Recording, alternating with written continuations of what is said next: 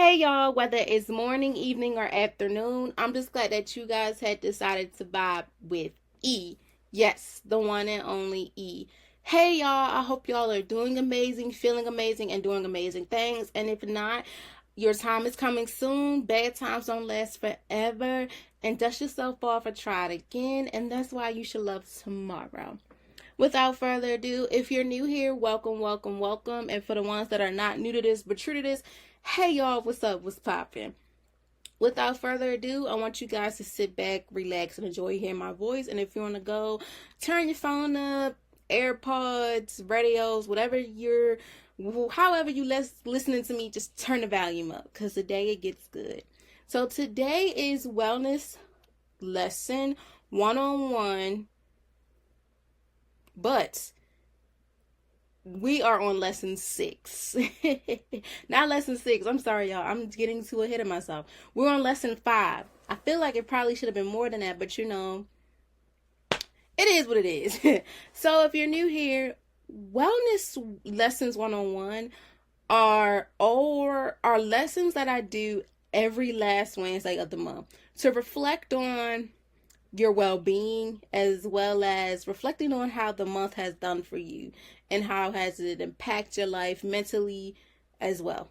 So with this wellness lesson 101, it's very different because this one is impacting on not just you, but how you deal with things in your personal and professional life.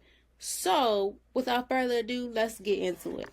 Today's wellness lesson number 5 is emotional intelligence, also known as EI.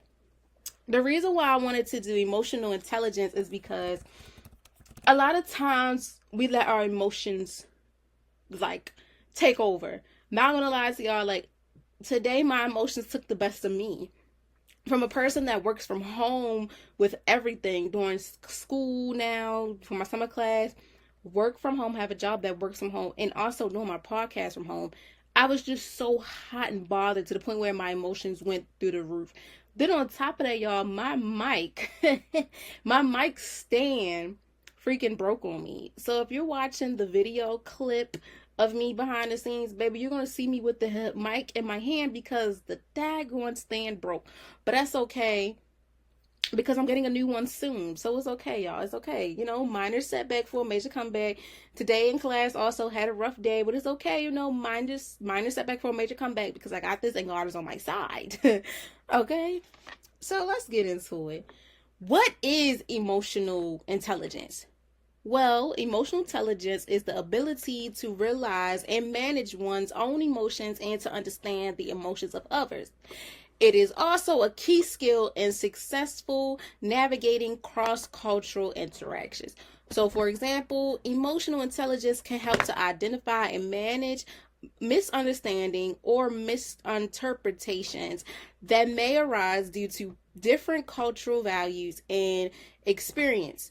Emotional intelligence, therefore, is a key factor in success cross-cultural. So the reason why I also want to speak broad on that is because, like I said, right now I'm at home. Everything is at home.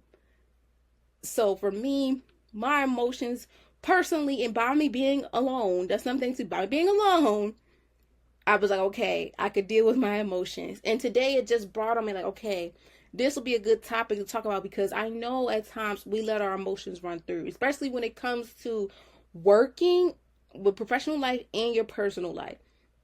So I'm just here to tell y'all it's going to get better. This is why I have these days, because these are for y'all. And it's also for y'all, and I'm also learning as I go. As I'm teaching y'all, we're teaching each other. So, y'all, when I was doing my notes and stuff, I was like, wow, this really had a toll on me. And I know it has a toll on y'all because we go through emotions every time. It might not be so big, it may be small, whatever, emotions run deep, especially when it comes to our intelligence. Okay? So how does emotional intelligence influence leadership, effectiveness, and decision making in the workplace? So this is where it comes within our workplace, regardless if you are a business owner or you work for a company X, Y, and Z. How do you deal with your emotions, intelligence in a leadership way. So let's get to that. Emotional intelligence, also known as EI, enhances leadership effectiveness by enabling leadership to understand and manage their emotions and those of others, fostering a positive work environment and strong team relationship. Leaders with high EIs can make more information, can make informed and emphasize decisions, effectively resolving conflict, and motivate their team, impacting overall organization performance. So, for example, a leader with high emotional intelligence is more likely to realize when the team members are struggling and provide them with the support they need. So therefore, emotional intelligence is a key factor in a successful leadership. So I want to talk on that because I feel as though when it comes to the positions that they have on a job, you have your boss, that's your manager, your assistant manager, and the supervisor. Those are the three main positions that I feel as though who's ever in that position, automatically you display what I just read. And that was leadership, especially when it comes to emotional intelligence. Now, as a person that has experience dealing with jobs and also being around others that had their problems, ups and downs, like I mentioned, the manager, the assistant manager, supervisor. If one out of the three, or two out of the three, or all three of them are able to come together to solve issues like with their coworkers, or they say employees, or whatever the case may be, that right there is a real big grown-up thing to do. Because I'm not ready to lie to you. Today in society, sometimes we're over it. We're done. We don't want to hear no more. And it takes a good person to step up, especially be in that position, that high title position, and to be able to have that emotional intelligence, as well as being able to be there for their coworkers, especially when they're going through their own stuff. When you're in a leadership position, you have to display nothing but positivity. But also, I always say too, everybody make mistakes. And at times, even the ones they say are so good, they make mistakes as well. So as a leader, you just display positivity. And at times, if it may go negative, you always know how to fix it. So been in situations on a job that the managers and stuff had to come there and get it together. And I know in the back of my mind, I'd be like, I don't know how they do it, because it's so hard to try to stay sane, especially if you're working for a company that involves a lot of hands-on activities. So shout out to all of you managers, bosses, CEOs, assistant managers, supervisors, all that. Because y'all hold the glue to a lot of things, especially when it comes to emotional intelligence. At times, dealing with people on a job, it's a handful, because it's like you're dealing with so many emotions. And just being able to deal with everybody's emotions as well as yours, that's a good skill, because it's hard. It takes time and patience, because baby, I'm telling you, it's so hard. But every day you got to learn patience, and you have to learn your people while you're working with them as well, especially in the professional setting. So, in what ways can emotional intelligence be developed and strengthened? Through education and training. Now, with this being said, this is going within education from the teacher's level and administrators and principals and things like that. So, emotional intelligence can be developed through education and training programs that focus on self-awareness, self-regulation, self-awareness, and relationship management. These programs often include activities such as role-playing, mindfulness exercises, feedback sessions, and coaching to individuals regarding and recognizing and managing their emotions. Understand others' emotions and improve interpersonal skills. So, for example, like playing those role play activities might involve having a participant act out a conversation that you had between two people discussing a difficult time. By engaging in these activities, individuals can learn to effectively navigate the difficult conversations. Like I said, within education and being a part of being an educator, mentor, whatever the case may be, I stand in this. I fall in line with this one. It's our duty. I hope I speak for everybody on this one. It's our duty to make sure that we display nothing but positivity, but also know how to deal with emotional intelligence, especially when it comes from children from pre-K to 12th grade, even in college as well. But they're not children, but they're grown, they're young adults and adults. It is crucial that we must display and have these activities that helps our students to understand that their emotions matter, and they're going to develop these emotional intelligence one way or another, regardless of how bad they think is like boring. In the end, it's going to work out so well because it's going to help them to navigate on what to do and what not to do in a difficult time setting. So just by being able to engage in those type of activities, such as like an icebreaker at times, to help people break the ice, to feel comfortable, to get a feel of each other, and also just to see how people's emotions and things run through. Because I'm not going to lie to y'all, at a point in time in my life, I was the shyest thing in the room. It took me years to be able to let my emotions out and display how I feel, as well as I see with my sisters and brothers, because at times it's really hard, especially growing up, because it impacts with your mental. You like, oh my gosh, I'm so shy. I don't know if they're going to like me. I don't know how this may interact. And then also you got to be very mindful of when it comes to difficult issues, what to say and what not to say, how to react and how not to react. Because it's been times where I felt as though, especially at school, that, okay, somebody's going to hear one way or another. Somebody's going to hear my voice one way or another. And sometimes that's not the best way to go, because there's other ways to go about things. And I know at times people are like, oh my gosh, why are you doing that? Da-da-da-da. And that's where the emotional intelligence come in. That's when you got to know what to do and what not to do. Trust me, we've been through it. We all been through it in some type or shape or form. I'm telling you, because it hurts. It hurts. Yes, it hurts. But it's like, the more you learn about your emotions, let alone know how to deal with it and things like that, it makes things so much better.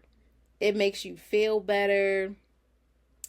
It makes you understand what to do, what not to do, and all this and that and the third. And it also helps the people around you. Okay, so I want y'all to keep that in mind. So I'm like, what is emotional intelligence, and how can you as a person be able to not only just help yourself with your emotional intelligence, know what emotional intelligence is, but also navigate that to others, because that is a key skill and successful navigating within cross cultures. Within whatever interaction you have going on, just be mindful of your emotional intelligence, because it can help you identify and manage misunderstandings or misinterpretations on things that are around you. So you know what to say and what not to say. Basically, that's what it is. What not to say and what to say. But overall, it is a key factor in successful interactions, point blank, period. Okay?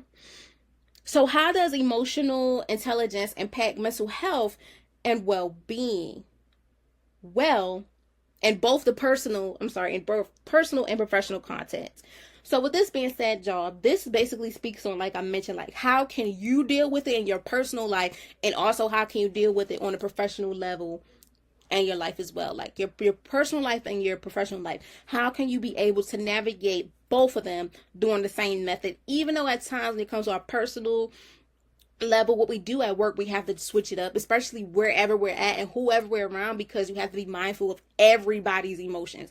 At times, I know people be like, oh my gosh, why I have to do this? Why I have to do that? It's the law. I feel like it's law. Everybody is entitled to feel the way they feel. Everybody's entitled to have emotion. And it should not be afraid to show those emotions. At times it is hard, sometimes like, oh my God, I don't want to show my emotion. I feel some type of way. It's okay. But when it comes to personal, it is a little different than when it comes to your when it comes to your professional, because it's different. Sometimes you're not there so long, and sometimes your headspace might not be in it. Trust me, I've been in situations where I just be out of it. But I learned how to manage my stress and to navigate through so many social complex, and how to manage healthy relationships within my personal and my professional life.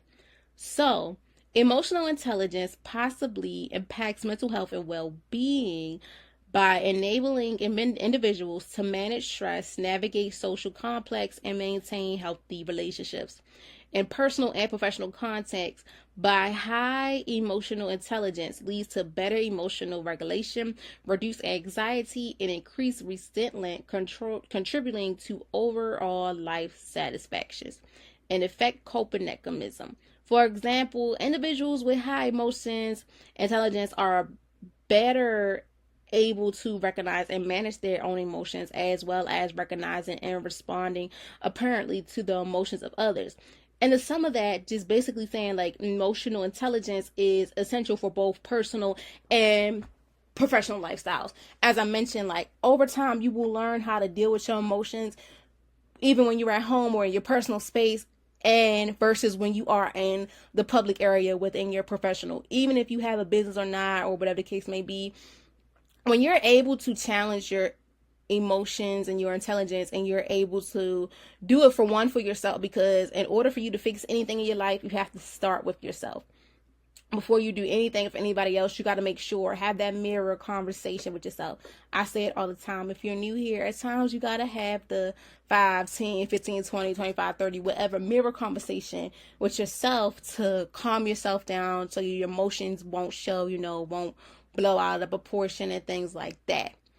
So as well as when it comes to your profession, some professional life, sometimes you have to have that mirror conversation and take a breather, because you don't want to have a negative input onto others, and you don't want people looking at you sideways. So I always tell myself and others around me, like, you're not feeling good, you take a walk, get yourself together. And once you adapt to knowing what makes you feel the way you feel, and you see your peers or whatever the case may be feeling the exact same way, and you're able to grasp that, you're able to help them find their emotional intelligence. Because once you're able to find yourself, this is what the wellness lessons are about: self, impacting yourself. But this one particular, like I said, is based on your personal and professional, because especially with emotions, your emotions run deep, especially with your intelligence. So this is why I'm glad I pinpoint more about this, because this is where it runs deep. And as a person that is, going through it and also learning as I go, this is a must. This is a must. And I feel as though that we all go through this, especially when it deal with ourselves. It comes, with self-improvement, empowerment. It also help us, like, not having those anxiety attacks, not having the depression episodes, even though at times they're going to come, but it's not going to come as often or as frequently if you're having it. And I say this to say, and if you are going through those, I want you to listen to this very carefully. This is going to make you. It's not going to break you. I'm telling you, because I've been in these situations, like I've been at work, and I feel like my emotions will get the best of me when I know my emotional intelligence. And then I always think to myself, let me step out. Let me get myself together. And once you regroup and get yourself together, it works. Especially even in your personal, if you live with somebody, you live with your family, your guardians, whatever the case may be, whoever, your emotional intelligence can run deep, especially with whatever situation it is. But the key to it is to help you be better, become a new norm, find a new norm in your life. All that old, sad, depressing anxiety, we're going to learn how to forgive, but we're not going to forget. But we're not going to make that be our shield. We're not going to make that be who we are. So when I say this to say, I hope that y'all are really taking a precaution within these wellness days, but not even just in the wellness days, within yourself. Because when times get hard, sometimes we always want to depend on others. But at times it's like we have to depend on ourselves. We got to do for ourselves. If nobody going to do it then better than us, then who's going to do it? So I just want y'all to know that I'm here. I'm not biased or anything. When it comes to the emotions and stuff, I feel that everybody is entitled to have their emotions, however, but you have to be able to control them, especially when it comes to your intelligence. You have to be able to understand others, especially from like different cultural backgrounds. You got to respect your team, your family, your spouse, whoever. You have to be able to also give the same. If you want the same, you have to give out the same. You want to receive, you got to give it out. Point blank, period. And this one, I think, is probably one of the top 3 deepest wellness lessons so far, because when I was doing the research and also gathering my own little thoughts and stuff, I was like, it takes time. Nothing happens overnight. It takes time, especially when it comes to knowing your emotional intelligence, because it plays a crucial role in a lot of things that happens in our life. You might not see it, no matter how big or small it is, but it's important. It impacts your life on so many different levels. And I'm hoping that you guys will learn from this. And like I say, you learn from yourself. When you learn from yourself, it's like, wow, this is who I am. This is what makes or break me. This is what I like. This is what I don't like. This is how I deal with my emotions now. This is how I'm going to deal with it. That's how I used to deal with it. So on and so on. If you get what I'm saying. So, yeah. When it comes to your emotions, y'all, be big on it. But also know what's how to react and what not to react on. Especially when it comes to your peace. Yes, there it is. Your peace. Your peace is everything. Especially in your personal and professional life. Even though at times professional, it gets a little hectic, you don't want to bring it to your personal life, because whatever happened at that job, whatever that's going to happen there, you're not going to bring that home. I had to learn that. Sometimes I come home from work and be so stressed out and upset because they made me upset. But I had to realize too, like my mom told me, leave that where that's at. Because once you bring it at home, it's going to still put a stain on you and it's going to affect you so bad. And that's what I learned with my emotional intelligence. Like I can't let that affect me, because it's pointless. Okay? So what role does emotional intelligence play in conflict resolution and relationship management within a team and organization? So that's just saying also in general, either on the professional side or your personal side, if you have your own team organization, as well as if you're a part of a team or organization as well. So how does the emotional intelligence runs within those two parties? So emotional intelligence also plays a crucial role in a conflict resolution and relationship management by helping individuals understand and address the emotions underlying conflicts. Leaders and team members with high emotional intelligence can empathize, communications effectively, and collaborating, finding solutions, thereby fostering a more collaboration and productive work environment. For instance, a leader with high emotional intelligence can help resolve a dispute between team members by understanding the underlying emotions and providing support and understanding. Therefore, basically what this is saying is that emotional intelligence should be an essential part of any workplace environment. So with this, it barely, like I mentioned, it goes for personal also too, especially if you have your own team and organization. But this part, I forgot to mention, it do dig a little deep professional as well as when it comes to personal, because you have to be able to know how to deal with it. Like I mentioned, for whoever with them take them strong titles when it comes to your manager, assistant manager, supervisor, X, Y, and Z. With those type of leaders, they are able to have a high emotional intelligence, meaning that they're able to solve things that are going on. They're able to pick up on things and they know how to solve it, as well as finding a solution as well. And lastly, how does cultural backgrounds influence the development and expression of emotional intelligence across different societies?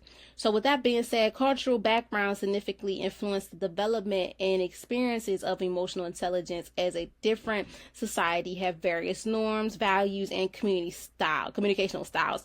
These cultural differences shaped how emotions are understood, expressed, and managed, affecting individuals able to empathize and interact effectively with others from diverse backgrounds.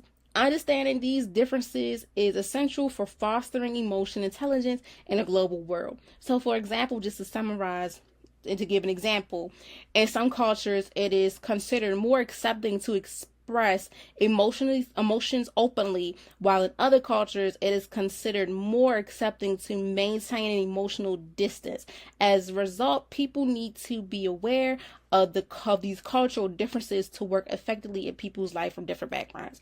Now, when I seen this one, I didn't really dig deep on the cultures, but I strongly agree with when it comes to certain cultures, they are open to hearing people's emotions rather than just letting them emotional distance themselves. However, sometimes I feel that way also because at times you have to walk away from situations. So I agree with both sides, especially when it comes to whatever the case may be. If it's a big issue, yes, express yourself. If it's a little minor one, just walk away from it. However, I do both. In the beginning, I'm going to walk away from it because at times it's like, hey, I don't feel like it right now. Until you're able to regroup yourself, and be able to express your emotions. And I know you guys probably feel the same way, or they probably the opposite, like, oh, I talk about it, then I walk away. Or you may talk about it and still talk about it. It's just, I feel as though when it comes to emotions, do whatever you have to do for you to feel sane. Some might walk away and talk about it, then talk about it. Some might talk about it, then walk away. Whatever strategy you have for yourself when it comes to your mental health, do it because it's essential and it's for you and it's good for you.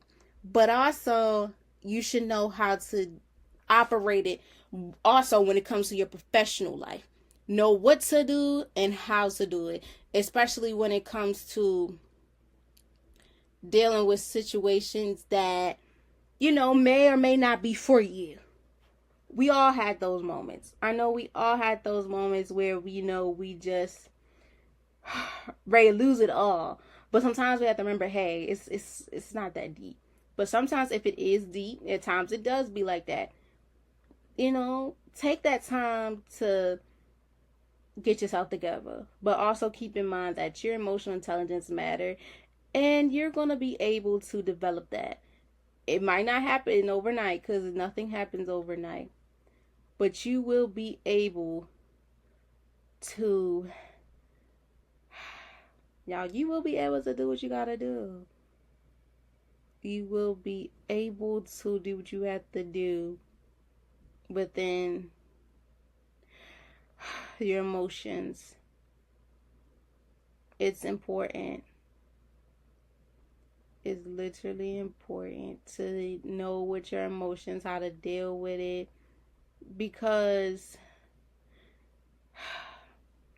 it's just making me emotional a little bit because it took me time to deal with my to learn emotional intelligence. It took me a while to even develop it. And this is why I do wellness days, the wellness day, because it's crucial and it's needed. I feel as though we all need to learn from each other, especially when realizing how to manage one's own emotions and to understand the emotions of others. At times we don't understand, but at times we have to sit back and listen. Sometimes that's the problem. I ain't gonna lie. Sometimes that is my problem.